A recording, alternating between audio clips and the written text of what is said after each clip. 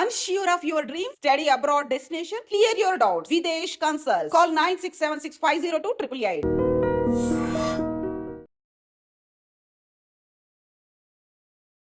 డొక్కా సీతమ్మ గారు అనగానే ఆయన బ్లెస్ చేశారు. ఎందుకు ఇప్పుడు ఆ స్టోరీ ఆపేయండి, వద్దు, తీయకండి అని ఏమైనా మీకు ఇట్లాంటి కాల్స్ ఏమైనా రావడం జరిగింది? పోస్టర్ లాంచ్ చేసిన తర్వాత కొంతమంది ఫోన్ చేశారు, ఈ కథ మీకు ఎలా దొరికింది అన్నారు.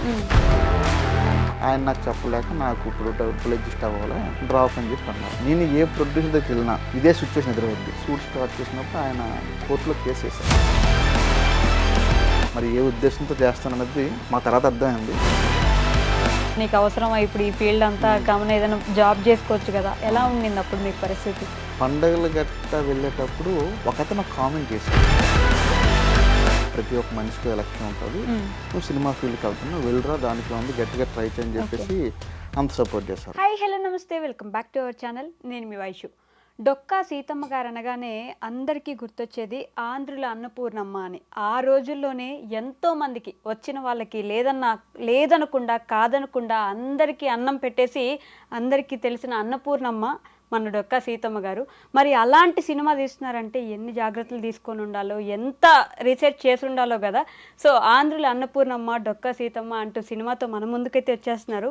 ఈరోజు నాతో పాటు డైరెక్టర్ టీవీ రవినారాయణ గారు ఉన్నారు. సార్తో మాట్లాడదాం. Hello sir. హాయ్ అండి. నమస్తే. నమస్తే. బాగున్నారు sir? Good. Sir, Dokka Seethamma గారు అనగానే ఇప్పుడు ఎంతమంది ఉన్నారు కానీ అప్పట్లో ఫుడ్ అసలు పెట్టే వాళ్ళే లేని సిచ్యువేషన్లో కూడా ఎవరు వచ్చినా లేదనకుండా పెట్టారని ఒక గట్టి రెస్పెక్ట్ ఉంటుంది ఆంధ్రాలో అందరికీ ఆవిడ మీద. అందుకే ఆవిడ అన్నపూర్ణమ్మ అని పిలుస్తుంటారు, సీతమ్మ అయినా కూడా ఆవిడ పేరు. సో అలాంటి సినిమా తీయాలంటేనే చాలా రీసెర్చ్ చేస్తారు కదా సార్. మీరు ఎలాంటి జాగ్రత్తలు తీసుకున్నారు ఈ సినిమా కోసం? యాక్చువల్గా ఫస్ట్ ఇది బేసిక్లీ అన్ని ఇంటర్వ్యూలు చెప్పినట్లే నేను చిరంజీవి గారికి వేరే అభిమాని. ఓకే. సో పవన్ కళ్యాణ్ గారికి కూడా అభిమానిగా ఆయన అడుగు జాడలోనే నటిస్తుంటాం.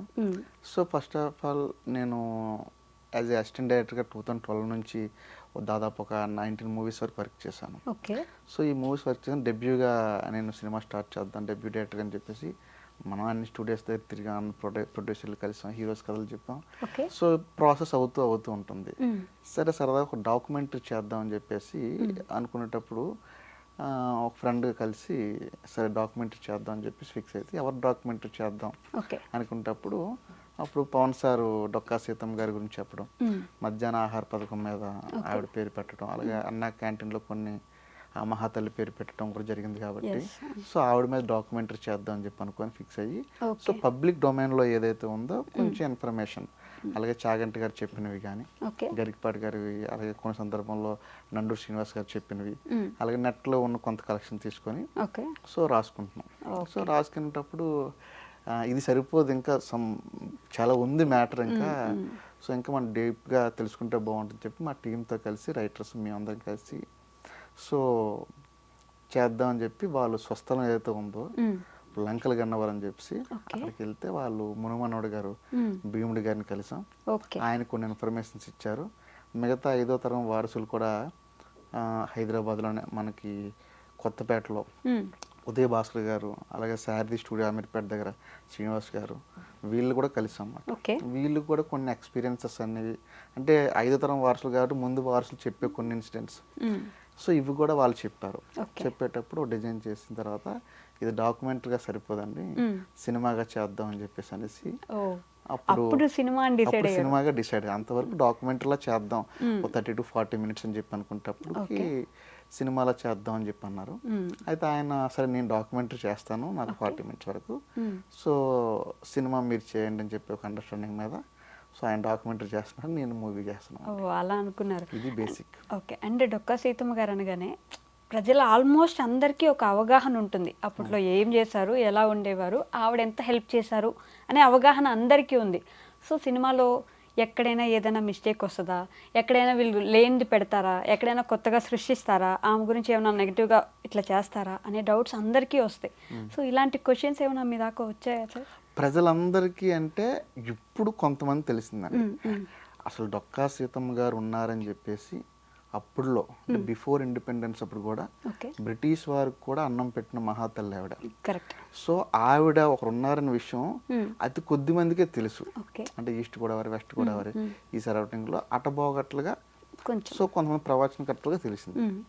సో ఎంత మహాతల్లి గొప్పతనం మన తెలుగు ఆవిడ. అంటే మనం చాలామందిని సోషల్ సర్వీస్లో చూసుంటాం, వాళ్ళు ఇలా చేశారు వీళ్ళు ఇలా చేశారని చెప్పి అనుకున్నారు. కానీ మన తెలుగు ఆవిడ కూడా అంటే ఆకలి అనేది ఒక మనుషులకి కానీ జీవరాశులకి ఏదైనా ఆకలి అనేది మెయిన్. అలాంటి ఆ టైంలోనే బిఫోర్ ఇండిపెండెన్స్ అంటే 1850s ఆ టైం అప్పుడులోనే సో ఆవిడ భోజనం పెడుతున్నారంటే ఆవిడ గొప్పతనం తెలియాలని చెప్పేసి ఫస్ట్ దీని సంకల్పం పవన్ కళ్యాణ్ గారు తీసుకున్నారు. సో పవన్ సార్ తీసుకున్న తర్వాత సో ఆవిడ గురించి చెప్పిన తర్వాత ఒక 50 to 60% రీచ్ అయింది. రీచ్ అయిన తర్వాత ఇప్పుడు కొంచెం మనకి తెలంగాణలో రాయలసీమలో కొంతమంది ఏరియాస్లో కూడా ఫోన్ చేసిన డొక్కా సీతమ్మ గారి గురించి తెలుసు, మొన్న పవన్ సార్ చెప్పారు, పవన్ కళ్యాణ్ స్పీచ్లో విన్నాం. ఆ తర్వాత కొంచెం యూట్యూబ్లో కూడా ఎక్కువ అయ్యాయి ఆవిడ గురించి చెప్పడం. సో ఇలా అయ్యేటప్పుడు అనుకున్నాను సరే ఒక తెలుగు ఆవిడ చరిత్ర పూర్తిగా ప్రతి తెలుగు వాళ్ళకి తెలియాలనే ఉద్దేశంతో ఒక సినిమాగా చేస్తే మీడియా అనేది కొంచెం వేగంగా రీచ్ అవుద్ది కాబట్టి సో ఆవిడ గొప్పతనం ప్రతి ఒక్కరికి తెలియాలి, తెలుగు ఆవిడ గొప్పతనం తెలియాలి, ఆవిడ అప్పుడు ఎన్ని బాధలు పడ్డారు, ఆవిడ చేయడానికి మెయిన్ కారణం ఏంటో, ఆవిడ ప్రయాణంలో ఎటువంటి అవకతవకలు వచ్చాయి, సో ఇవన్నీ మేము కనుక్కొని కొంచెం సినిమాటిక్ లిబర్టీస్ యాడ్ చేసుకొని అప్పుడు మేము అది చేయడానికి పూర్తిగా ముందుకు వచ్చాము. ఓకే. అండ్ మీకు ఇది మొదటి సినిమా కదా సార్?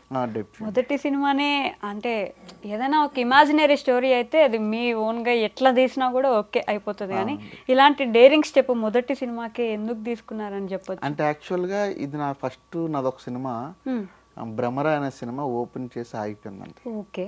సో ఓపెనింగ్ అయింది, ఇంక షూట్కి వెళ్ళే టైంలో ఆగిపోయింది. ఓకే. ఇంకొక సినిమా కూడా స్టార్ట్ అయిందండి, సెకండ్ మూవీ. సో అది 15 రోజులు షూట్ అయ్యి ఆగిపోయింది. ఓకే. సో మళ్ళీ కొంతమంది పెద్ద హీరోలకి చెప్పడం కదా. సో ఈ ప్రయాణంలోనే ఎందుకో మరి బహుశా ఈ సినిమాతో ఇంట్రడ్యూస్ అవ్వాలని చెప్పి ఆ దేవుడు బ్లెస్సింగ్స్ ఉన్నాయో తెలియదు కానీ సో ఇది మళ్ళీ నాకు వచ్చిందండి. ఓకే.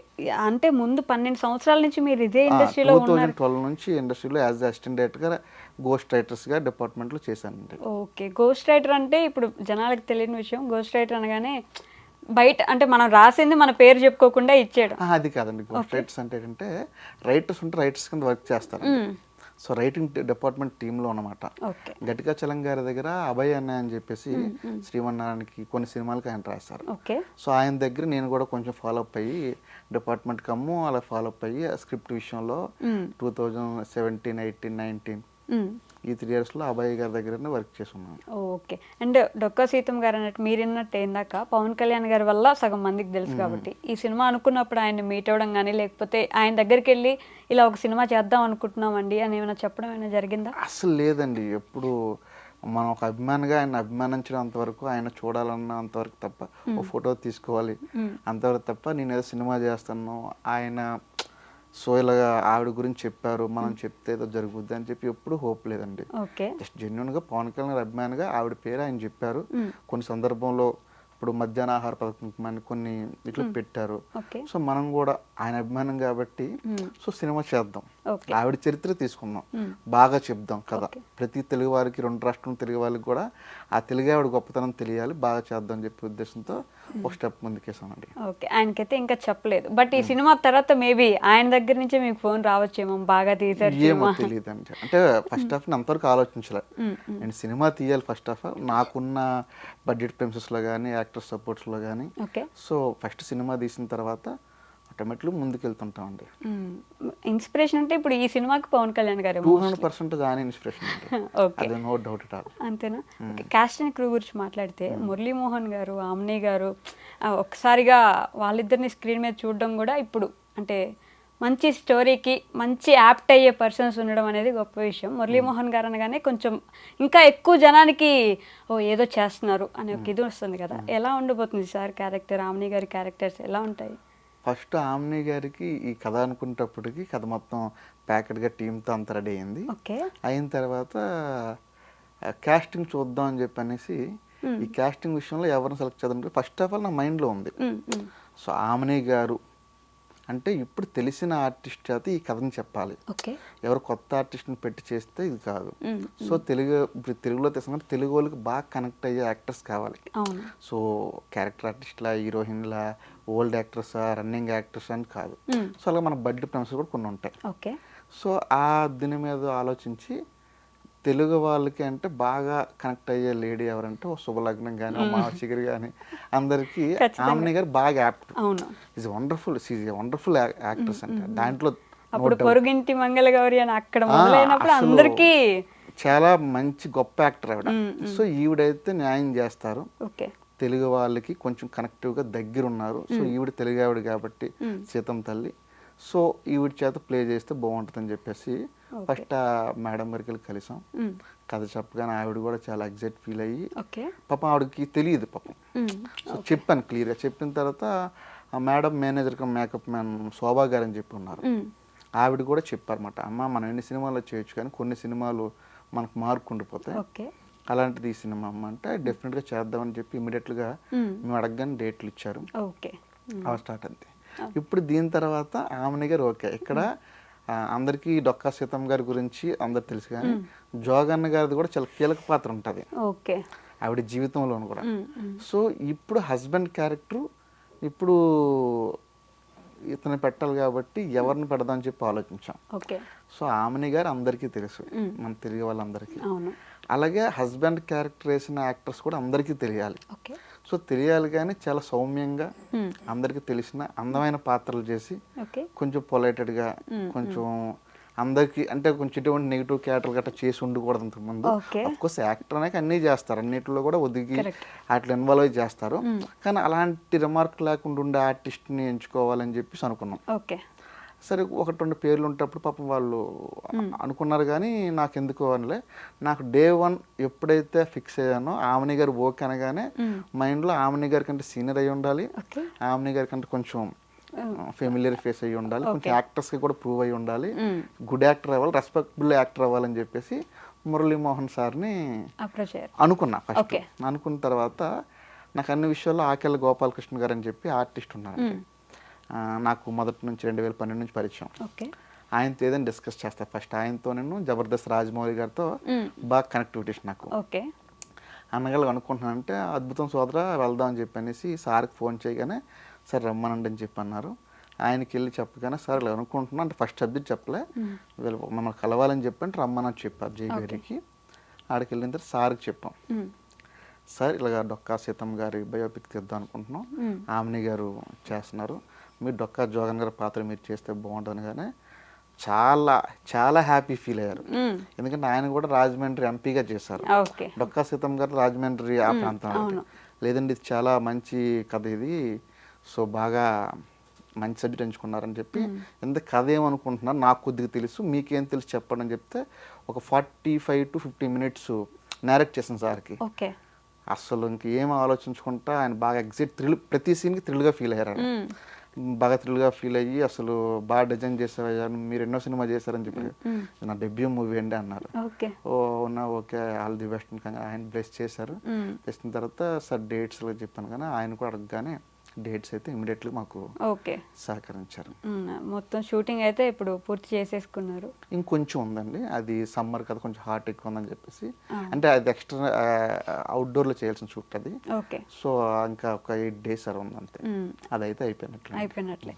ఒకవేళ అంటే ఫర్ ఎగ్జాంపుల్ ఈ సినిమా గురించి ఇప్పుడు అందరికీ తెలుసు, ఇది ఒక సినిమా రాబోతుంది అనే విషయం ఇప్పుడు జనాల్లో సర్క్యులేట్ అవుతుంది కాబట్టి ఎందుకు ఇప్పుడు ఆ స్టోరీ ఆపేయండి, వద్దు తీయకండి అని ఏమైనా మీకు ఇట్లాంటి కాల్స్ ఏమైనా రావడం జరిగిందా? లేదండి, యాక్చువల్గా మేము షూట్ కొంత అయిన తర్వాత పోస్టర్ లాంచ్ చేసాం. పోస్టర్ లాంచ్ చేసిన తర్వాత కొంతమంది ఫోన్ చేశారు. ఫోన్ చేసి ఈ సినిమా అంటే వాళ్ళు అవుట్ ఆఫ్ ఇండస్ట్రీ పర్సన్స్, డబ్బులు ఉన్నాయి అంతే వాళ్ళ దగ్గర, ఇది మేము ప్రొడక్షన్ చేస్తాం, మీకు ఎంత బడ్జెట్ అవుద్ది చెప్పండి, అంతకంటే ఎక్కువ బడ్జెట్ ఇస్తాం అన్నారు. ఓకే హ్యాపీ, మంచి బడ్జెట్ ఇస్తానంటే హ్యాపీ అని చెప్పి అనుకున్నాం.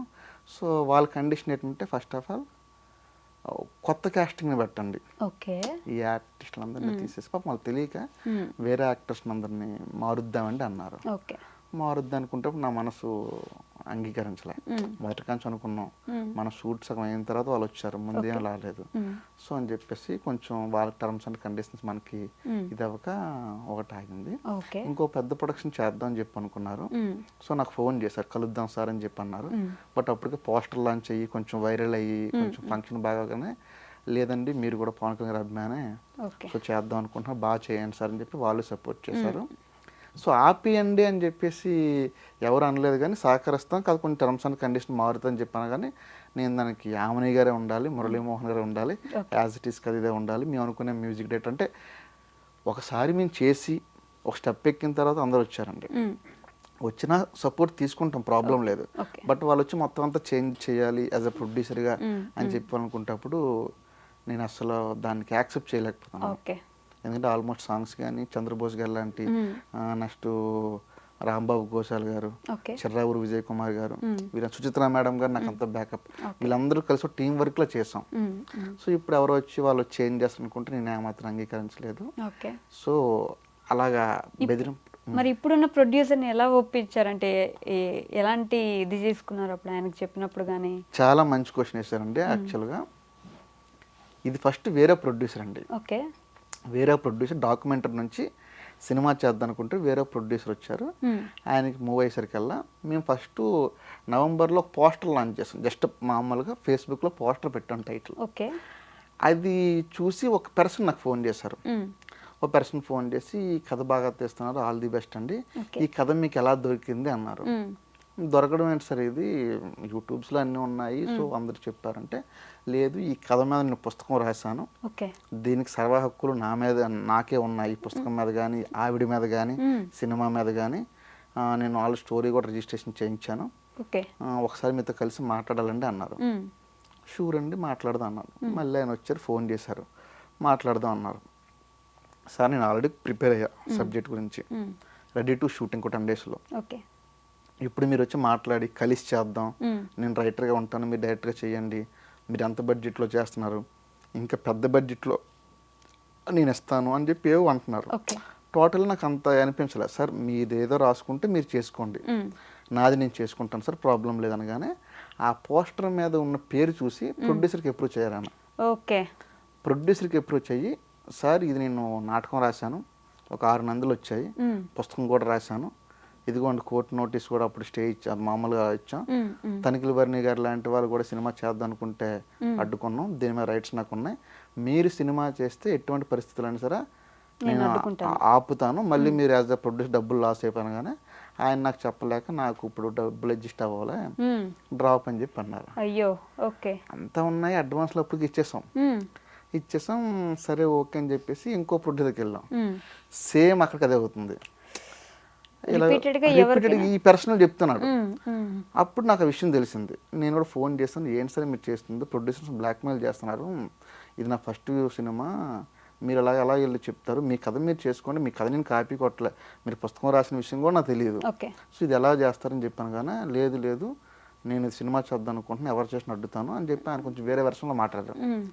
నేను ఏ ప్రొడ్యూసర్ దగ్గరికి వెళ్ళినా ఇదే సిచ్యువేషన్ ఎదురవుద్ది. సో ఈ సినిమా నేను చెయ్యాలి. ఆయనకు ఒక గట్టి సంకల్పంతో నా ఫ్యామిలీ ఫ్రెండ్ అనేది రాంబాబు గారు అని చెప్పేసి, వల్లూరు రాంబాబు గారు, ఆయన సాధారణ ఒక చిన్న మేనేజర్, లైక్ ఒక క్యాటరర్స్ లో పెద్ద క్యాటరర్స్ లో మేనేజర్ అని, ఆయన్ని పిలిచి అన్న ఇలా ఉంది పొజిషన్ చెప్పి ఆయన చూస్తున్నాడు. డే 1 నుంచి నా జర్నీ చూస్తాను కదా 5 ఏళ్ళు బట్టి. ఇంకా వాళ్ళు వీళ్ళు కాదు, ఎందుకంటే మన వాళ్ళకి తెలిసి ఒక క్లారిటీ ఉంటుంది, బయట ప్రొడ్యూసర్స్ వాళ్ళు ఒప్పుకున్నా సరే ఏదో ఉంటాయి, మళ్ళీ ఏదో మన డెబ్యూ డైరెక్టర్ కాబట్టి కాదు, మనమే చేద్దాం అని చెప్పేసి ఫస్ట్ స్టెప్ మేము తీసుకున్నాం. ఆయన కూడా అతను ఫోన్ చేశారు. ఫోన్ చేసినప్పుడు ఇతని వెర్షన్ అతను ఇచ్చారు. ఇచ్చిన తర్వాత సరే మేము షూట్ స్టార్ట్ చేసాం. షూట్ స్టార్ట్ చేసినప్పుడు ఆయన కోర్టులో కేసు వేశారు. కోర్టులో కేసు వేసి ఈ సినిమా అంటే హక్కులు నావి, ఈ పుస్తకాన్ని చూసి కాపీ చేశారని చెప్పేసి ఆయన కోర్టులో కేసు వేశారు. కాపీ రైట్స్ అనేది ఢిల్లీ వెళ్ళి చేయించుకున్నారు ఆయన. మేము నవంబర్లో షూట్ స్టార్ట్ చేస్తే ఆయన జనవరిలో కాపీరైట్ వేసుకొచ్చి జనవరిలో కేసు వేశారు ఆయన. అయితే ఈ పుస్తకం ఏంటి వీళ్ళు వారసులకు చెప్పాను, వారసులందరూ అదేంటి వాడు వచ్చి పుస్తకం రాస్తామంటే రాయమని చెప్పాం, సీతమ్మ గారు మీరు వచ్చాడు చేస్తామంటే చేయమని చెప్పాం, మరి వాళ్ళు వచ్చారు ఎందుకు అది చేస్తున్నా అర్థం కావట్లేదు. ఇప్పుడు అతను పుస్తకానికి ప్రింట్ ఏదైతే ఉంటుందో ఒక 20, 30, 50 ప్రింట్లు వేయించారు. ఓకే. దానికి డబ్బులు కూడా డొక్కా సీతమ్మ గారు వారసులు 5వ తరం వారసులైన ఒక ఆయన ఉదయ భాస్కర్ గారు డబ్బులు ఇచ్చారు. ఓకే. ఆ పుస్తకం ఫస్ట్ పేజీలో ఆయన ఫోటో ఉంటుంది. సో అది కూడా ఏదో క్రౌడ్ ఫండింగ్ అంతా చూసి చేశారని చెప్పారు. ఓకే. కానీ ఇప్పటి వరకు స్టిల్ రైట్ నౌ ఆయన పుస్తకాన్ని ఇప్పటిదాకా నేను చదవలేదు. ఆయన నాటకం వేశారనే విషయం ఆయన చెప్తే కానీ నాకు తెలియలేదు. నేను రాజమండ్రిలో నాకు ఆంధ్రప్రదేశ్లో కొన్ని తెలుగు రాష్ట్రాల్లో ఎవరైతే రంగస్థల నటులు ఉంటారో నాటకాలు ఉంటారో నేను బాగా నాటకాలు వాచ్ చేస్తుంటాను. వాళ్ళకి ఫోన్ చేస్తే మా సినిమాలో యాక్ట్ చేసిన వాళ్ళు కూడా అవును అప్పుడు ఏదో చేశారు, అది వేరే అతని డైరెక్షన్ అతను ఏదో రాశారు, సో నందులో అయితే వచ్చాయని చెప్పి అన్నారు. చేయలేదని చెప్పి మేము ఏం తీస్తున్నామో ఏం చేస్తున్నామో ఏం రాసామో కూడా ఆయన తెలియదు. నాది కాపీ చేశారని చెప్పి ఆయన కేసు వేసి ఏదో డిస్టర్బెన్స్ చేయడం కోసం మరి ఏ ఉద్దేశంతో చేస్తానన్నది మా తర్వాత అర్థమైంది. బట్ అయినప్పుడు కూడా ఇది కేసు నడుస్తుంది. ఒక కొలిక్ అయితే వచ్చింది రండి. ఎందుకంటే ప్యూర్లీ మనం పబ్లిక్ డొమైన్లో ఉండి తీసి చేస్తున్నాం. ఆయన పుస్తకాన్ని మనం కాపీ చేయలేదు. ఇప్పుడు మహాత్మా గాంధీ గారు ఉన్నారు, మురళీమోహన్ సార్ కూడా లాస్ట్ టైం చెప్పారు గాంధీ గారి గురించి ఎవరైనా చేయొచ్చు అండి, మీరు చేయొచ్చు ఎవరన్నా చేయొచ్చు. అల్లూరి సీతారామరాజు అనేది కృష్ణ గారు చేశారు, ఎన్టీఆర్ గారు చేశారు, ఎవరి వెర్షన్ దీని గురించి పెద్ద ఆలోచించాల్సిన అవసరం లేదని చెప్పి అన్నారు. ఆ పుస్తకం చదివిన వాళ్ళు కొంతమంది చెప్పారు, ఆ పుస్తకం చదివానంటే ఆ పుస్తకానికి మీ కథకు సంబంధం లేదు, మీరు హ్యాపీగా ఫైట్ చేయొచ్చు, నో ప్రాబ్లం అండి అని చెప్పేసి అని అన్నారు. బట్ జరుగుతూ ఉంది. కోర్టు అయినా ఏం చెప్పుద్దండి, ఈయన ఏం చేశాను నా పుస్తకాన్ని కాపీ చేశారు అన్నారు. నిజంగా పుస్తకాన్ని నేను కాపీ చేసి ఉంటే ఆ ఫైనో లేకపోతే సంథింగ్ ఏదో కోర్టు చర్యలు తీసుకుంటుంది. లేదు అసలు ఈ పుస్తకానికి కథకి సంబంధం లేదంటప్పుడు పబ్లిక్ ఇప్పుడు ఎందుకంటే మా అందరికి నోటీస్ మురళీమోహన్ సార్కి నోటీస్ పంపారు, మాకు పంపారు కాబట్టి మిగతా 6 పంపారు కాబట్టి ఎన్నాళ్ళు మా టైం వేస్ట్ అయినందుకు మార్కెట్లో అంత బ్యాడ్ చేసినందుకు ఖచ్చితంగా పరువు నష్ట దావా ఆయన ఎదుర్కోవాల్సి వస్తుంది. అది కూడా చెప్పాం ఆయనకి. చూడండి అంతే, ఇలాంటి బెదిరింపులు వచ్చాయి తప్ప ఆపండి మేము చేస్తాం మీరు చేయకూడదు ఇలాంటివి ఏం రాలేదు. అందరూ కూడా అప్రిషియేట్ చేశారు. సినీ ప్రముఖుల్లో కొంతమంది పెద్దలు కూడా కొంచెం ఫోన్ చేసి పర్సనల్ ఆల్ ది బెస్ట్ అయ్యా, మంచి సబ్జెక్ట్ ఎంచుకున్నాం అని చెప్పేసి అన్నారు. గాడ్ బ్లెస్సింగ్స్, సినీ పెద్దల బ్లెస్సింగ్స్, ఫ్రెండ్స్ సపోర్ట్ అంత ఉంది కాబట్టి ఇప్పటి వరకు బాగానే వెళ్తుందండి. అంతేనా? ఓకే. అండ్ ఇలాంటి సినిమాలకి మ్యూజిక్ చాలా ఇంపాక్ట్ చేస్తుంది కదా? అవునండి, అవును. కార్తిక్ కోడకండ్ల గారిని ఆయన జట్టి అనే సినిమా చేశారు, ఇంకా కొన్ని సినిమాలు చేశారు యంగరు. సో ఆయనతో నా పరిచయం 4 ఏళ్ళు బట్టి ఉంది. చాలా మంచి పర్సన్, మంచి విషయం ఉన్న ఒక కథను వన్స్ మనం చెప్పామంటే అదే కథను మనకి విత్ ఆర్ఆర్తో ఆయన చెప్తాడు. ఆయన 3 years నుంచి చూశాను కాబట్టి ఆయనకి ఏదైనా నేను రకరకాల కథలు చెప్తుంటా ఆయనకి సరదాగా ఆయన స్టూడియోలో కూర్చొని సరే ఈ కథ అని చెప్పి అనుకుంటే మళ్ళీ తిరిగి రవి ఈ కథ చూడు ఈ ఎలివేషన్కి ఇలా ఇస్తే బాగుంటుందని చెప్పి అంటుంటారు. అంత బాగుంది. First of all subject ready అవగానే సాంగ్స్ ప్లేస్మెంట్ తీసుకొని అన్న ఇక్కడ ఉంది ఈ సాంగ్ చేయాలగానే ఫస్ట్ ఆయన అక్కడే రికార్డింగ్ స్టార్ట్ అయ్యి ఫస్ట్ సాంగ్ ఆయన ఇచ్చాడు. డాక్యుమెంటరీ అనుకున్నప్పుడే, డాక్యుమెంటరీలో సాంగ్ ఉన్నప్పుడు ఇతని దగ్గరికి చెప్పాను అనుకున్నప్పుడు ఒక మంచి సాంగ్ ఇచ్చారు. ఆ సాంగ్స్తో మొదలైంది. 4 పాటలు ఉన్నాయండి. 4 పాటలు కూడా చాలా అద్భుతంగా ఇచ్చారు ఆయన. అండ్ సుచిత్రమ్మ గారు ఏ విధంగా సహకరించారు? సుచిత్రమ్మ గారు అంటే 2013లో ఒక సినిమాకి నేను అసిస్టెంట్ డైరెక్టర్ పనిచేస్తాను కెరియర్ కొత్తలో. అప్పుడు నీ క్లాప్ బోర్డ్ కొడతాను. సో ఈ సాంగ్స్ అయ్యేటప్పుడు మేడం కొరియోగ్రాఫర్. అప్పటికి ఆ సినిమా మేడం వస్తున్నారు. సో చాలా సీనియర్ పెద్ద యాక్టర్స్ అందరితో చేశారు, తమిళ్ తెలుగు అన్ని వండర్ఫుల్ అన్నీ చేశారు ఆయన చెప్పి అనుకున్నప్పుడు ఆవిడకి అసిస్టెంట్ నాకు పంపారు. అది ఒక ఏడీ ఉండాలి, అసిస్టెంట్ డైరెక్టర్ ఉండాలని చెప్పేసి, అంటే కంటిన్యూటీ కానీ రాసుకున్నానంటే. సో మేడం అక్కడ ఆవిడ మాంటేజ్లో స్పెషలిస్ట్ ఆవిడ. సో ఆ సాంగ్ చేసినప్పుడు బాగా అసలు భలే అనిపించారు. ఎంత క్రియేటివ్గా ఎంత స్మార్ట్నెస్గా ఎలా ఆలోచిస్తున్నారు. అసలు నా లైఫ్లో నేను ఒప్పిన సినిమా చేస్తే ఫస్ట్ సినిమాలో మేడం చేత పాట చేయించుకోవాలని కోరుకుంది. సరే అని చెప్పి అనుకున్నా. అలాగే మొన్న అయిపోయిందని చెప్పాను భ్రమరా అనే సినిమా. ఆ సినిమాకి కూడా మేడంకి వెళ్ళి అప్రోచ్ అయ్యాను. ఓ రవి ఆల్ ది బెస్ట్ అని చెప్పి అన్నారు. ఓకే అని చెప్పన్నారు. తర్వాత ఈ సినిమా ఓకే అయిన తర్వాత కూడా అమ్మగారికి వెళ్ళి చెప్పాను. ఫోన్ చేసి అమ్మ అలా ఉంది పరిస్థితులు చేద్దాం అనుకుంటే సరే నాకు కొంచెం టైం చెప్తానులే అని చెప్పి అన్నా. అప్పుడు మా గురుగారు బోస్ గారికి చెప్పారు ఆవిడ, ఇలా వచ్చింది ఒక సినిమా ఇలా సో ఇది అంటే అయ్యో డెఫినెట్గా నువ్వు చెయ్యాలి ఇది, ఆవిడ ఎవరో తెలుసా అని చెప్పేసి డొక్కా సీతమ్మ గారి గొప్పతనం బోస్ గారు అమ్మగారు చెప్పారు. సుచిత్రమ్మ గారికి చెప్పగానే ఆవిడ విని ఇంప్రెస్ అయ్యి అవునా ఓకే అని చెప్పేసి నాకు ఫోన్ చేసి రారవి నువ్వు నెక్స్ట్ అంటే వచ్చాను. మేడం గారి దగ్గర కూర్చొని కథ ఏంటి చెప్పు అని చెప్పన్నారు. నేను ఏ విధంగా చెప్తున్నానో బోస్ గారు నైట్ ఇచ్చిన ఫీడ్ నేను చెప్పి బాగా కొంచెం మేడం చెక్ చేస్తారు పర్సన్ని, ఎంత నాలెడ్జ్ ఉంది ఏంటి, డైరెక్టర్ అంటే ఎందుకు మామూలుగా చెప్తున్నాడా సిచ్యువేషన్ దగ్గర చెప్తున్నాడా అన్నీ అబ్జర్వ్ చేసి ఆవిడకి నచ్చి సో ఈ సినిమా ఆ సాంగ్ చేద్దాం అని చెప్పి అనుకున్నారు. ఆ సాంగ్తో పాటు 4 సాంగ్లు ఆవిడే కొరియోగ్రాఫ్ చేస్తున్నారు.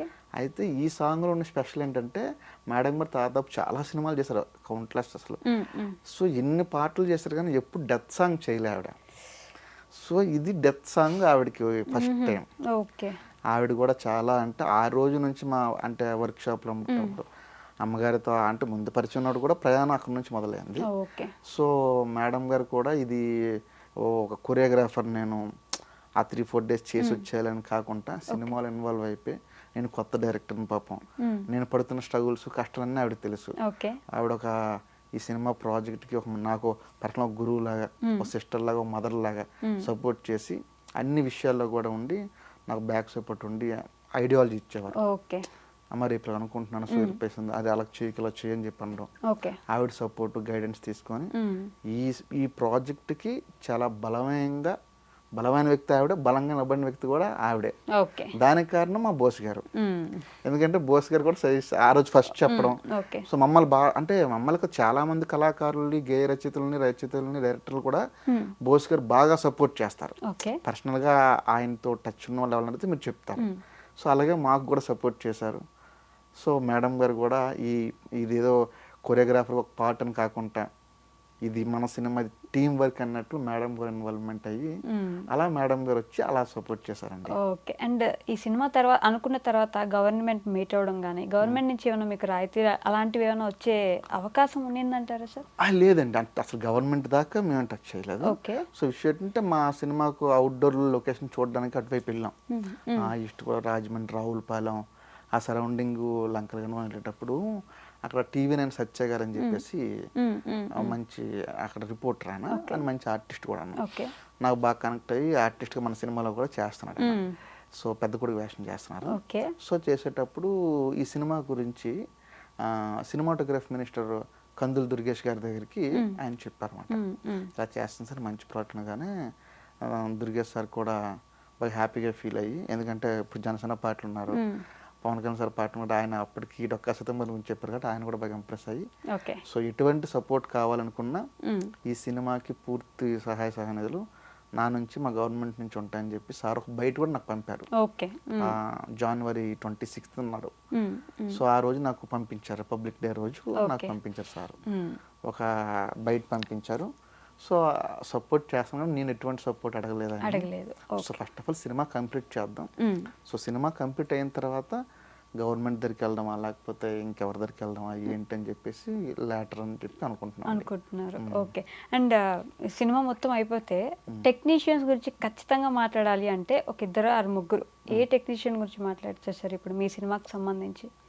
అంటే ఇద్దరు గురించి మాట్లాడమంటారా, ముగ్గురు గురించి మాట్లాడమంటారా, ఒకరి గురించి మాట్లాడమంటారా? ఖచ్చితంగా వీళ్ళ గురించి మాట్లాడాల్సిందే అనుకునే వాళ్ళ గురించి మాట్లాడాలి. ఖచ్చితంగా వీళ్ళ గురించి మాట్లాడాల్సిందే అనుకుంటే మా బోస్ గారి గురించే మాట్లాడతాం. ఆల్రెడీ చంద్రబోస్ గారు ఆ రోజు ఆ మాట సహాయం చేయకపోతే సుచిత్రమ్మ గారు రారు. సుచిత్రమ్మ గారు రాకపోతే ఈ ప్రాజెక్ట్ ఎంత లెవెల్లోకి వెళ్ళదు. ఆవిడ ఏ విధంగా సపోర్ట్ చేశారు, ఎంత సపోర్ట్ చేశారు, డెవలప్మెంట్స్ ఏమొచ్చాయి డిస్కషన్లో, కానీ ఇవన్నీ మెయిన్ కారణం ఆవిడ. సో ఆవిడ ముందుకు వచ్చారంటే మా బోస్ గారు నైట్ చెప్పడం ఆవిడకి ఇలా ఇది సో నువ్వు చెయ్యి బాగుంటుంది అని కానీ మేడం. సో ఫస్ట్ నేను థ్యాంక్స్ గురుగారు చంద్రబోస్ గారికి చెప్తాం, తర్వాత సుచిత్రమ్మ గారికి. ఆవిడకి చెప్తే ఆయనకి చెప్పినట్లు, ఆయనకి చెప్తే ఆవిడకి చెప్పినట్లే కాబట్టి సో వాళ్ళే ఫస్ట్ ప్రిఫరెన్స్ ఇస్తాను. తర్వాత టెక్నీషియన్స్ పరంగా చూసి ఇది పీరియాడికల్ మూవీ అండి, ఇదేదో ఆషామాషిగా చేసే సినిమా కాదు. మనం 150 years బ్యాక్ చూపిస్తున్నాం అంటే డెఫినెట్లీ టెక్నీషియన్స్లో కాస్ట్యూమర్స్ ఉంటారు. కాస్ట్యూమ్ డిజైనింగ్ అనేది మోస్ట్ ఇంపార్టెంట్. కాస్ట్యూమ్ డిజైనింగ్ రోజా భాస్కర్ అని చెప్పి ఆవిడ చేసింది. ఆవిడ నాకు 3 ఏళ్ళ నుంచి పరిచయం, చాలా ఇంట్రెస్టెడ్ అండ్ డెడికేషన్తో వర్క్ చేసింది. పాపం రాత్రి పగలు కూడా కష్టపడింది. రాత్రి 1 గంట వరకు కూడా షాపింగ్ చేసుకొని మళ్ళీ పొద్దున్న ఎర్లీ మార్నింగ్ లేచి మళ్ళీ ఆ స్టిచ్చింగ్ అంతా చేసుకొని 10 గంటల షార్ట్లో పట్టుకొచ్చేది. ఓ కాస్ట్యూమ్స్ అండ్ డిజైన్ రావడం. సో ఆవిడికి కూడా థ్యాంక్స్ చెప్పాలి. Okay. 2 art director okay. Mandur Ravi అని చెప్పేసి, నాకు ఆయన ఎప్పటి నుంచే పరిచయం, అది 3-4 ఇయర్స్ నుంచే. సో ఆయన ఏ రోజు కూడా నేను ఆర్ట్ డైరెక్టర్ని ఏదో చెప్పిస్తే స్కెచ్ చేసి వచ్చేద్దాం అని ఎప్పుడు లేదు. షూటింగ్ అయిన ప్రతి రోజు కూడా సెట్లో ఉండి దాదాపు 8 to 9 members art department work చేశారు. సో అప్పుడు అన్నీ ఏవైతే ఉన్న పీరియాడికల్ ప్రాపర్టీస్ అన్నీ కూడా సేకరించి ఆ డిసిఎంలో వాటిలో తీసుకొచ్చి ప్రాపర్గా సెట్ చేసి అంత బాగా వర్క్ చేశారు ఆయన. ఆయనకు కూడా థ్యాంక్స్ చెప్పాలి, మండూర్ రవి గారు. ఈ ఇద్దరికి మించి నెక్స్ట్ లెవెల్ ఏంటంటే కెమెరామెన్ డిఓపి రాహుల్ శ్రీవాస్తవ్ గారు. సార్ నాకు 6 years నుంచి తెలుసు. సార్ కూడా చాలా పెద్ద సినిమా, చిక్ సినిమా, నితిన్ గారితో చిక్ సినిమా, నెక్స్ట్ చాలా సినిమాలు చేశారు, దాదాపు మంచి మంచి సినిమాలు చేశారు ఆయన. సో ఆయనతో ఫస్ట్ డిస్కస్ చేశారు, డాక్యుమెంట్ అనుకుంటే ఆయన చెప్పారు చేద్దాం అని చెప్పి అన్నారు. ఆయన కూడా సపోర్ట్ చేసి చాలా, అంటే ఒక సీనియర్ ఫోటోగ్రఫీ ఉంటే డెబ్యూ డైరెక్టర్కి అంత ప్లస్ అవుద్ది అనేది చాలా సపోర్ట్ తీసుకుంటారు. అంతే సపోర్ట్ కూడా సార్ చేస్తున్నారు, చేశారు కూడా. అంత బాగా విజయాలు వచ్చిందంటే ఆయనకి. ఈ ముగ్గురు తర్వాత లిరిక్ రైటర్స్. పాటలు కూర్చోబెట్టాలంటే పాటలు చాలా ఇంపార్టెంట్.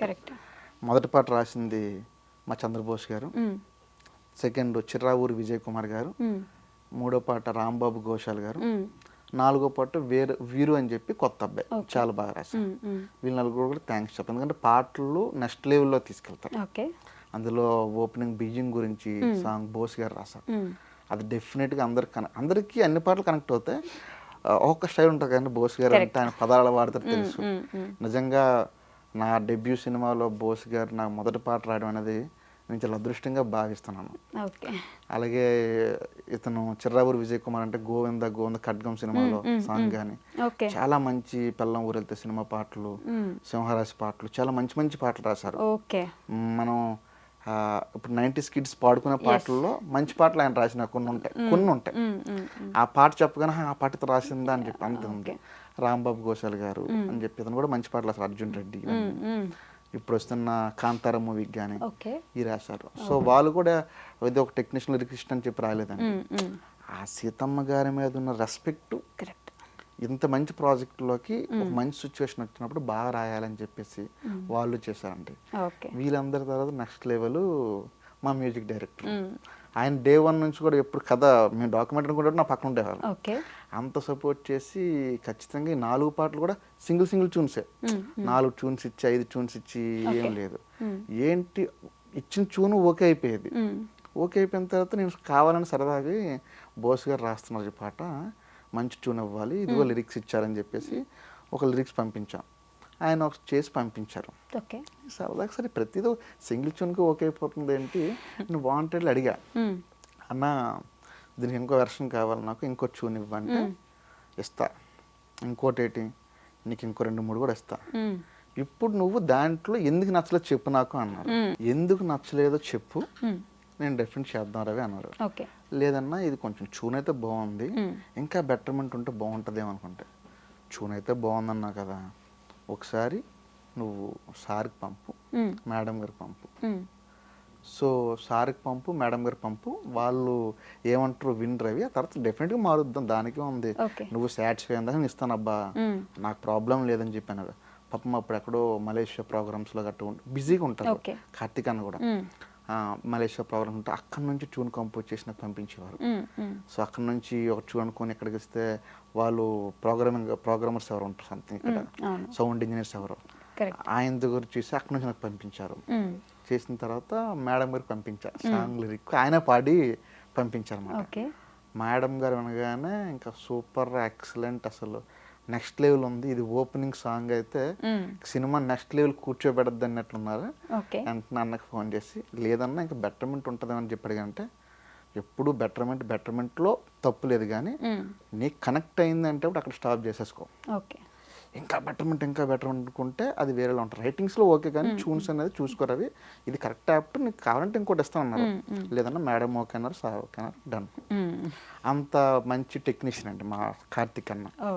ఆయన ఎప్పుడు మ్యూజిక్ డైరెక్టర్ లాగా నా దగ్గర ఇప్పుడు లేదు, ఇదంతా టీం వర్క్ లాగానండి, ఫ్రెండ్లీగా కొంచెం రెస్పాన్సిబిలిటీ మనం చేయాలి ప్రాజెక్టు అన్నట్లు పాపం చేశారు.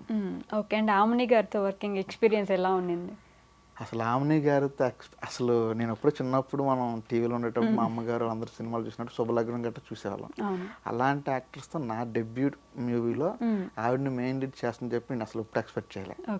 సో ఫస్ట్లో భయపడ్డా. ఫస్ట్ రోజు పెద్ద ఆర్టిస్ట్ నాకు ఫస్ట్ నేను 12 years నుంచి ఇండస్ట్రీ ఉంది కాబట్టి ఆ యాక్టర్స్ అంటే నాకు రెస్పెక్ట్ ఉంటుంది, టెక్నీషియన్స్ అన్నీ ఉంటుంది కాబట్టి కొంచెం సీనియర్స్ కదా అలా ఉంటారు ఏంటని చెప్పి చిన్న భయపడ్డా.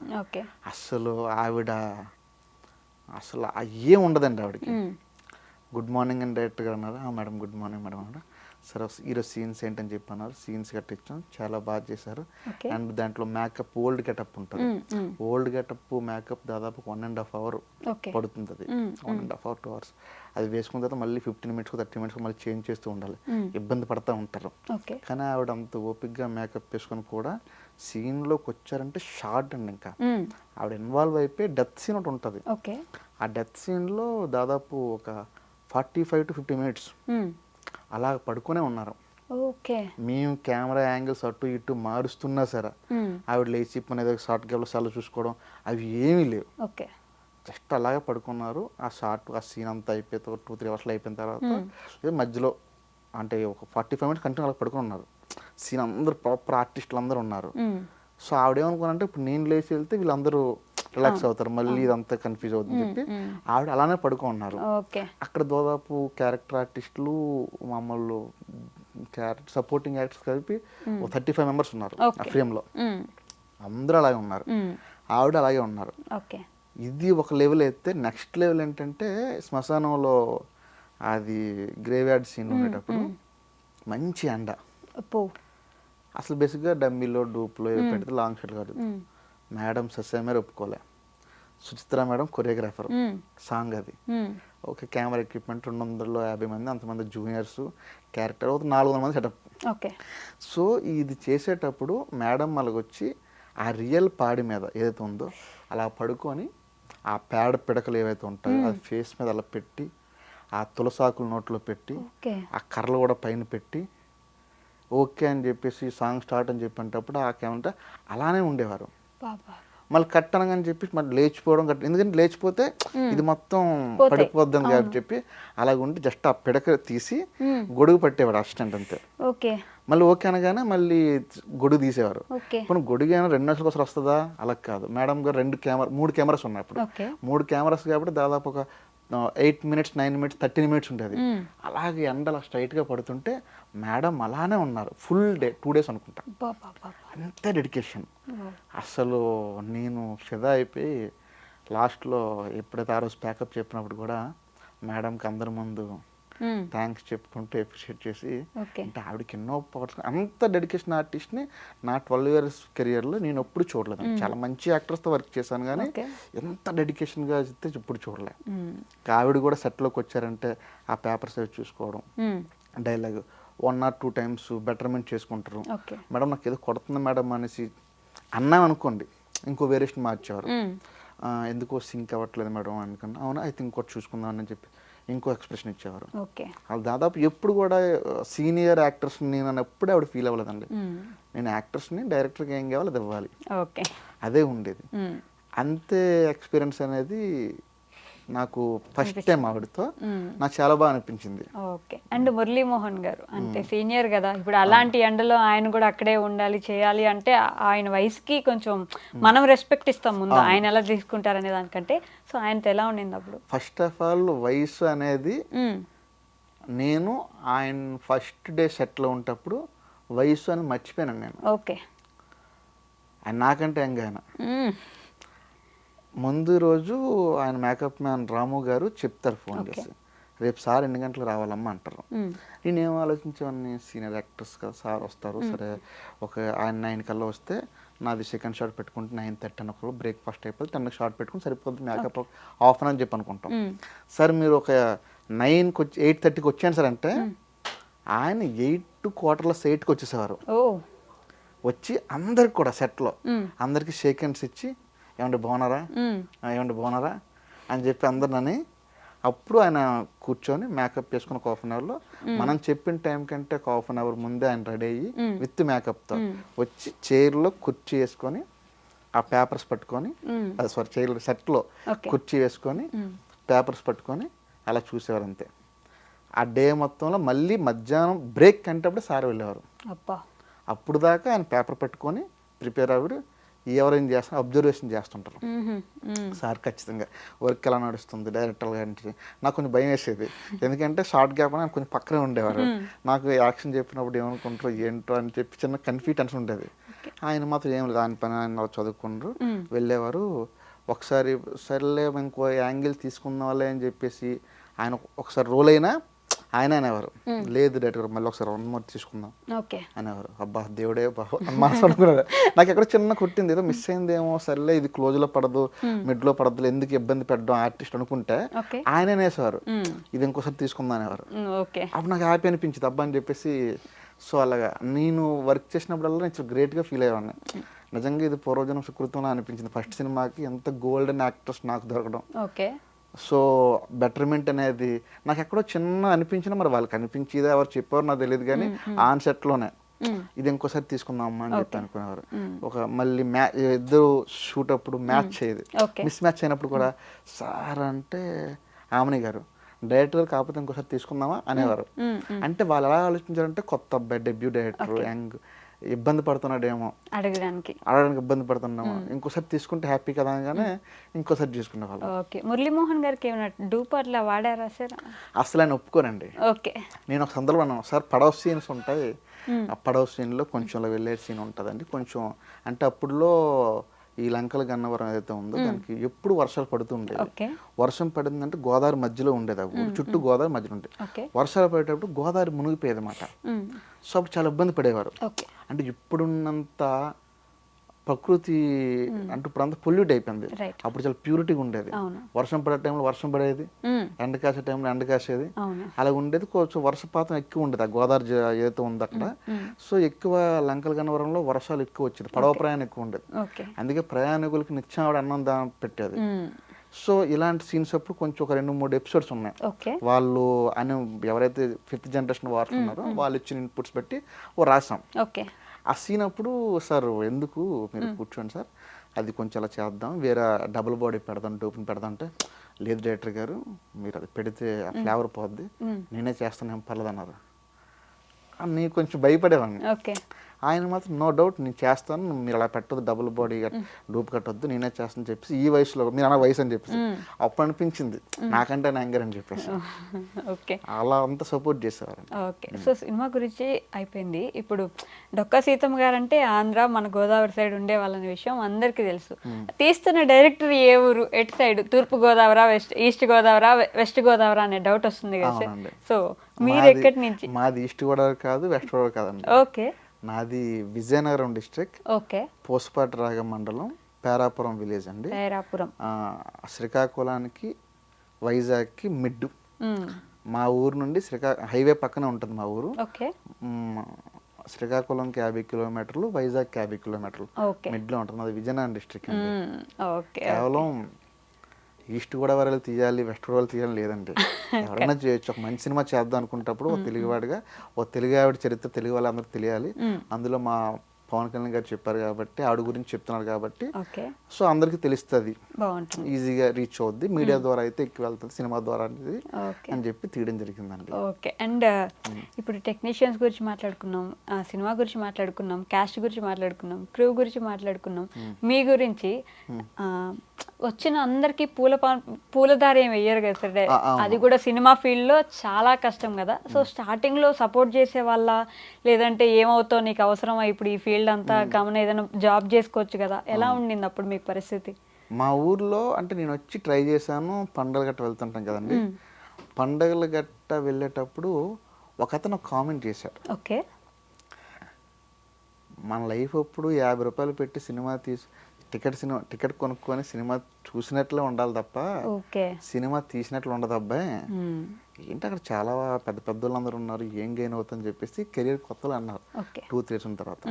అలాగే మా ఊర్లో నాకు బాగా సపోర్ట్ చేసిన వాళ్ళు ఎవరంటే అచ్చు నాయుడు అని చెప్పేసి ఒక అతను ఉన్నారు. ఆయన మోహన్ బాబు గారికి వేరే అభిమాని, అలాగని చెప్పి పెద్ద ముసలేం కాదండి, జస్ట్ 35-40 బిట్వీన్లో ఉంటారు. ఆయన నాకు బాగా సపోర్ట్ చేశారు. ప్రతి ఒక్క మనిషికి లక్ష్యం ఉంటుంది, నువ్వు సినిమా ఫీల్డ్కి వెళ్తున్నావు వెళ్ళరా, దానికి ఉంది గట్టిగా ట్రై చేయని చెప్పేసి అంత సపోర్ట్ చేశారు. అలాగే మా ఊర్లో సపోర్టింగ్ అంటే ఆయన, మిగతా వాళ్ళందరూ కూడా చేసేవారు. అంటే మనం రన్నింగ్లో ఉండేటప్పుడు కోడ మహేష్ గారని, వాస్ డాడీ అని చెప్పేసి, రౌత్ శ్రీరామ్ గారు అని చెప్పేసి, శకుంతల మేడం గారు, వీళ్ళందరూ కూడా సపోర్ట్ చేశారు. మా పిన్ని వీళ్ళందరూ సపోర్ట్, కనక పిన్ని అని చెప్పి వీళ్ళందరూ కూడా సపోర్ట్ చేశారు. అంటే ఇప్పుడు రన్నింగ్లో ఉంటుండగా. సో ఇండస్ట్రీలో సపోర్ట్ నాకు ఫస్ట్ నుంచి చేసింది అభయ్ అని చెప్పి గట్టిగా చలం గారి దగ్గర, పరుచూరి గారి దగ్గర రైటర్గా చేశారు. అభయ్ రమణ కిరణ్ కుమార్ అని చెప్పి అన్నయ్య నాకు ఫస్ట్ చూసి అసలు స్టూడియోలు అంటే ఏంటి, ఆఫీసులు అంటే ఏంటి, ఎలా అప్రోచ్ అవ్వాలి. నా మధు ఫిల్మ్ ఇన్స్టిట్యూట్లో అయిపోయింది. Madhu film institute direction department course అవగానే బయట నేను ట్రయల్స్ చేస్తాను. అప్పుడు అభయ్ అన్నయ్య పరిచయం అయ్యారు. ఆయన కూడా అనకాపల్లి, పెందుర్తి అనుకుంటా అయింది. సో అప్పుడు ఆయన నన్ను తీసుకెళ్ళి ప్రతి స్టూడియో గీడియో అన్ని చూపించిన తర్వాత ఆయన నాకు ఫస్ట్ బాగా సపోర్ట్ చేశారండి ఇండస్ట్రీలో. ఓకే. సో ఈ సినిమా చూడబోయే ప్రజలకి ఇప్పుడు ఆడియన్స్ అనగానే కొన్ని పర్స్పెక్టివ్స్లో కొంతమంది ఉంటారు. అండ్ ఇంకొక విషయం చెప్పాలి, అభయ్ అన్నయ్య తర్వాత నన్ను ఒక్కోసారి అప్ అండ్ డౌన్ జరిగేది. అప్ అండ్ డౌన్ జరిగేటప్పుడు నాలో బాగా స్ట్రెంగ్త్ని బాగా నిలబెట్టేది, అంటే కొంచెం మనోధైర్యం చేసేది మాత్రం కేశవ అని చెప్పేసి రైటర్, ఇప్పుడు డైరెక్టర్గా చేస్తున్నారు ఆయన. కేశవ అని చెప్పేసి కూడా స్రవంతి సీరియల్కి వాటిన్నింటికి గోస్ట్ రైటర్గా చేశారు రైటింగ్ డిపార్ట్మెంట్లో. కేశవన్ కోదండపాన్ అనుకుంటా. అన్నయ్య కూడా కేశవన్ బాగా సపోర్ట్ చేశారు. సదా చంద్ర అని చెప్పేసి మ్యూజిక్ డైరెక్టర్, అన్న కూడా బాగా సపోర్ట్. ఎందుకంటే మనకు కొన్ని అవమానాలు, కొన్ని స్ట్రగులింగ్స్ ఇవన్నీ అవుతుంటాం. ఎంటర్ అయ్యే టైంలో వెళ్ళిపోతే బాగుందని చెప్పి అనుకునేవాళ్ళం. అలాంటి టైంలో కూడా వాళ్ళు సపోర్ట్ చేశారు బాగా. అసలు మోరల్ సపోర్ట్ ఇచ్చి మనోధైర్యం చెప్పి నన్ను ఎంకరేజ్ చేసి అసలు నీలో ఇది ఉంది పడితే వెయిట్ చేయని చెప్పి కేశవన్న బాగా సపోర్ట్ చేశారు. సదన్న కూడా బాగా సపోర్ట్ చేశారు. వీళ్ళు ముగ్గురు ఇండస్ట్రీలో నాకు బాగా పర్సనల్గా, అంటే ఏమి ఆశించుకుంటా నా దగ్గర నుండి అసలు నా నుంచి వాళ్ళకి ఏం ఉపయోగం లేదు. అభయ్ అన్నకు కానీ, కేశవ్ అన్నకు కానీ, సదాచంద్ర అన్నకు కానీ ఎవరికి ఏమి ఉపయోగం, వాళ్ళే నాకే సపోర్ట్ ఇస్తారు తప్ప ఫైనాన్షియల్గా ఇంకోనే నేను ఎప్పుడు వాళ్ళకి ఏం చేయలే. కానీ అంత నాకు స్ట్రెంత్ ఇచ్చింది వాళ్ళ ముగ్గురు ఇండస్ట్రీలో బాగా సపోర్ట్ చేశారండి. అన్ని ఉన్నప్పుడు సపోర్ట్ చేసే కంటే ఏమీ లేనప్పుడు మనకు మనోధైర్యం ఇచ్చి నిలబడే వాళ్ళు. నేను 2-3 సార్లు కూడా బాగా డిసప్పాయింట్ అయిపోయి ఏంట్రా బాబు ఎంత సక్మంత్రి కూడా కేశవ్ అన్న మల్కాజిగిరిలో ఉంటారు, ఆయన బండి వేసుకొని వచ్చి మరీ కూడా చెప్పి, ఆయన అప్పుడు రైటర్ యాక్చువల్గా, ఇప్పుడు డైరెక్షన్ చేస్తున్నాను. సో ఆయన కూడా బాగా సపోర్ట్ చేశారండి ఆ టైంలో. టు బి ఫ్రాంక్లీ ఉన్నాను ఇప్పుడు కొంచెం స్ట్రాంగ్ గా ఒక స్టెప్ వేస్తానంటే వీళ్ళు ఇచ్చిన సపోర్ట్ అండి, వీళ్ళు ముగ్గురు ఇచ్చిన support. Okay. And audience perspective లో కొంతమందికి ఓన్లీ ఫన్నీ సినిమాస్ నచ్చదు, కొంతమందికి బాగా యాక్షన్ మూవీస్ నచ్చచ్చు, చాలా తక్కువ మందికి బయోగ్రఫీస్ లేదంటే ఎవరి గురించి అయినా తీసిన స్టోరీస్ తెలుసుకోవాలనే ఇంట్రెస్ట్ ఉంటుంది. మరి ఈ సినిమా చూడబోయే ఆడియన్స్ కి మీరు ఏం సజెషన్ చేయగలరు, అంటే ఏం ఎక్స్పెక్ట్ చేయొచ్చు ఇప్పుడు ఈ సినిమా నుంచి జనం? ఆల్రెడీ డొక్కా సీతమ్మ గారు అంటేనే ఒక దేవత, అందరికి అన్నం పెట్టని చెప్పేసి అందరికీ తెలుసు. ఆవిడ చరిత్ర ఏంటో ఈ డైరెక్టర్ ఏం తీస్తున్నాడు, అసలు ఆవిడ చరిత్ర ఏంటి కొత్తగా చెప్తున్నారా, వినేటి కంటే ఇంకేమైనా కొత్త అంశాలు ఉంటాయా అనే ఇంట్రెస్ట్తో నేను బిలీవ్ చేసింది ఏంటంటే ప్రతి తెలుగువారు ఖచ్చితంగా ఈ సినిమాని చూస్తారని అయితే ఉందండి. దీనికి ఒక టైప్ ఆఫ్ ప్రేక్షకులు అని చెప్పేసి ఎవరు లేరు. ప్రతి తెలుగు వారు కూడా ప్రతి సినిమా, ప్రతి జోనర్ చూసే ప్రతి సినిమాలు కూడా సీతమ్మ తల్లి చరిత్ర ఒకటి వచ్చింది చూద్దాం అనే దీంతో వస్తారు. వాళ్ళు డిసప్పాయింట్ చేయకుండా ఉంటారు. అలాగని చెప్పేసి ఇప్పుడు మనకు కొన్ని బయోపిక్లు వచ్చాయి, చావా అని చెప్పి బయోపిక్ వచ్చింది, మహానటి అని చెప్పి వచ్చింది. వాటిలో కమర్షియల్ ఎలిమెంట్స్ ఉంటాయి, దీంట్లో కమర్షియల్ ఎలిమెంట్స్ ఏమి ఉండవు. అప్పుడులో సీతమ్మ గారు ఏం చేశారు, ఎలా చేశారు, ఆవిడ పుట్టిన తర్వాత ఎలా కొంచెం ఆ ఊరు నుండి పెళ్లి చేసుకున్న తర్వాత ఎలా ప్రాబ్లం ఫేస్ చేసి ఎటువంటి సిచ్యువేషన్స్లో అన్నం పెట్టారు, ఆవిడ జీవితంలో జరిగిన కొన్ని సంఘటనలు ఏంటని చెప్పి ఆధారంగా ఉంటుంది తప్ప యాక్షన్స్ సీక్వెన్స్ అవే ఉండవండి. కమర్షియల్ ఎలిమెంట్స్ అయితే కమర్షియల్ ఎలిమెంట్స్ అనేది ఉంటుంది, కానీ అది కమర్షియల్ వేలో ఉండదు. ఈవిడ లైఫ్లో జరిగిన డ్రామా ఏదైతే ఉందో, ఒక ముఖ్యమైన ఘటనలు ఏవైతే ఉన్నాయో అవి కొంచెం కమర్షియల్ ఎలిమెంట్గా ఉంటాయి తప్ప ఏదో ఫైట్లు సీక్వెన్స్ అంత అయితే ఉండవు. ఇప్పుడు ఝాన్సీ లక్ష్మీ గారు కానీ, లేకపోతే రుద్రం దేవ్ గారు కానీ, లేకపోతే ఇప్పుడు శివాజీ గారు కానీ, వీళ్ళందరూ ఏంటంటే ఉంటాయి. ఇప్పుడు గోనగాన రెడ్డి బయోపిక్ తీసిన వాళ్ళు స్వాతంత్ర పోరాట యోధులు కాబట్టి పోరాటాలు ఉంటాయి, యుద్ధాలు ఉంటాయి, అన్నీ ఉంటాయి. సో ఈ తల్లికి అవేం లేవు కదా. ఆవిడకి ఒకటే, వచ్చేవాడు మనిషి కాదు దేవుడు. దేవుడు కడుపు నింపాలి అనే ఉద్దేశంతో ఆవిడ కూడా ఒక స్టేట్మెంట్ కూడా ఇచ్చారు. ఎవరో వచ్చేవాడు విష్ణువు నారాయణుడు వస్తున్నారు, వాళ్ళకి పెడుతున్నాను, మరి ఆయన పెట్టడానికి ఆయన చూడడం, మీరేం టెన్షన్ పడొద్దండి అని చెప్పేసి కూడా సీతమ్మ గారు చెప్పారంట. ఎవరికి? జోగన్న గారికి. ఒక సందర్భంలో చాగంటి గారు చెప్తాడు విన్నాం అది. సో ఇవన్నీ బేస్ పాయింట్స్ అండి. ఇవన్నీ బేస్ పాయింట్స్ తీసుకొని కొంచెం రియల్ ఇన్సిడెంట్స్ మిక్స్ చేసి సినిమాటిక్ లిబర్టీస్ తీసుకొని ఇది డిజైన్ చేసామండి. ఖచ్చితంగా ప్రేక్షకులందరికీ నచ్చుతుంది అని అయితే ఆశిస్తున్నాను. సో నాకున్న పరిధిలో, నాకుండే అవకాశం బట్టి, నాకు తెలిసిన అతి కొద్ది పనితో, అంటే నాకు చాలా తెలుసు అని చెప్పనట్లేదు కానీ నాకు తెలిసిన దాంట్లో నేను సినిమా చేసి అయితే తెలుగు వారికి మోస్ట్లీ నచ్చుతుందన్న ఉద్దేశంతోనే ప్రజెంటేషన్ చేస్తున్నాను అండి. ఖచ్చితంగా నచ్చుతుంది, నచ్చాలని మేము కూడా కోరుకుంటున్నాం సార్. అంటే అలాంటి సీతమ్మ అంటే అమ్మ అని పిలుస్తున్నాం మేము అందరం కూడా, అవును అమ్మ అని పిలుస్తాం. అలాంటి అమ్మ చరిత్ర ఉన్నప్పుడు గ్యారెంటీ చూడాలని అనుకుంటాం కాబట్టి వెయిట్ చేస్తున్నాం సార్ ఈగర్గా. ఎప్పుడు ఉండబోతుంది సినిమా? ఒక అప్డేట్ జూలై ఎండ్ లో ఉంటుందండి. జూలై, ఎందుకంటే దీంట్లో విఎఫ్ఎక్స్ పార్ట్ ఎక్కువ ఉందండి. విఎఫ్ఎక్స్ పార్ట్ అంటే అప్పుడులో లైక్ అట్మాస్ఫియర్ క్రియేట్ చేయాలి, వరదలు వర్షాలు గట్ట ఎక్కువ వచ్చేవి కాబట్టి సో ఆ అట్మాస్ఫియర్ విఎఫ్ఎక్స్ కొంచెం టైం తీసుకుంటుంది. యాక్చువల్గా విఎఫ్ఎక్స్ సూపర్వైజర్ అనేది విఎఫ్ఎక్స్ డైరెక్టర్ అనిల్ గారు అని చెప్పేసి, అనిల్ గారు, బంగారు అనిల్ గారు. నిజంగా ఆయన ఇనిషియల్ బంగారు కానీ ఆయన మనసు కూడా అంతే బంగారు. డే 1 నుంచి అండి. అసలు యాక్చువల్గా డాక్యుమెంటరీ నుండి ఇది సినిమాకి మారడానికి కారణం ఆయనే. ఫస్ట్ ఏదో డాక్యుమెంటరీ చేద్దాం అనుకుంటప్పుడు ఒక చిన్న విఎఫ్ఎక్స్ కోసం వెళ్ళాం. ఆయనది కూడా అటుపక్క రాజోలు సరౌండింగ్ అయితే ఆయన కూడా ఏం చేశారంటే, సార్ ఇది ఎంత బాగా వచ్చింది కదా సార్, కొన్ని సీన్లు పట్టుకున్నారు, ఇంకొన్ని సీన్లు వేసుకుంటే మీకు సినిమా అయిపోద్ది కదా, సినిమా చేయండి సార్ అన్నారు.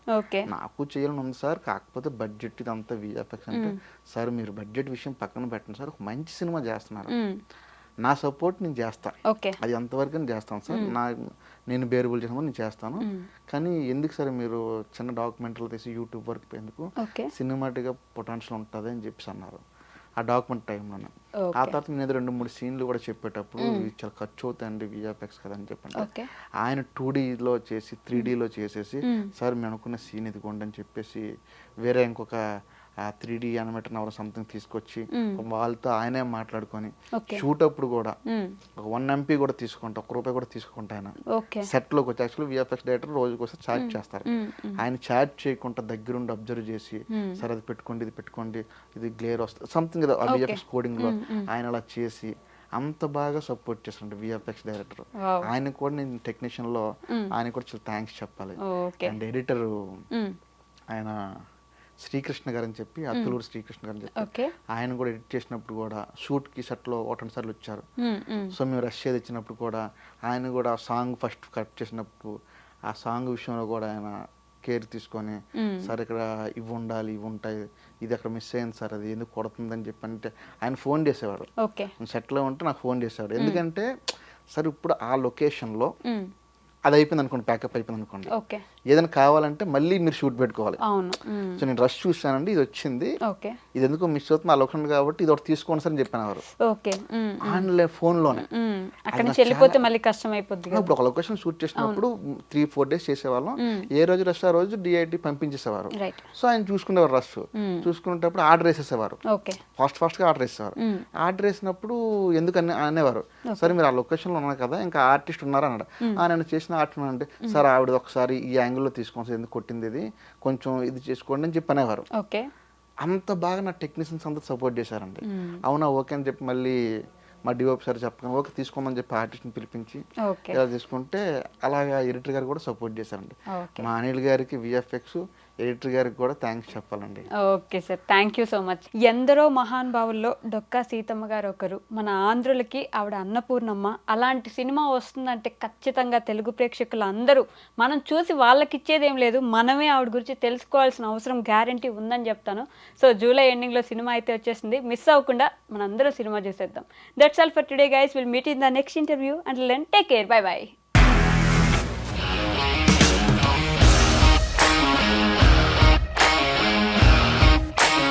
ఇండస్ట్రీలో కమిట్మెంట్ ఇష్యూస్ వస్తే నీకు కూడా వచ్చినట్టు? మార్నింగ్ తీసుకెళ్ళాడంటే కొట్టి పడేస్తాడు.